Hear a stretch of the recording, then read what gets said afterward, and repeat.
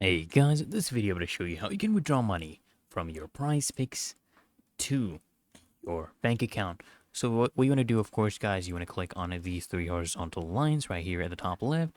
And of course, click on request withdrawal. If you are on your mobile phone, you can go ahead and withdraw funds if you meet the withdrawal limit of at least $10. And then what you can do is you can click on request withdrawal. You can enter the amount you actually want to withdraw, of course, to your account.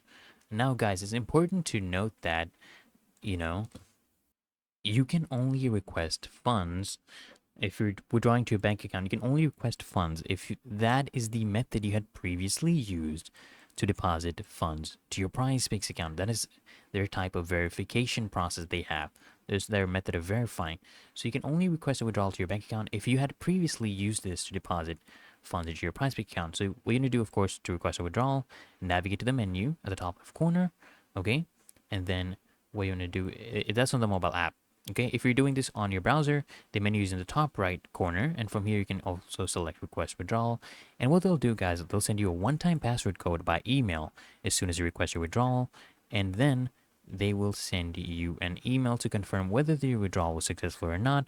And it usually, guys, takes at least 24 hours, so you just want to be a little bit patient, and you should get your funds in your bank account within that time frame.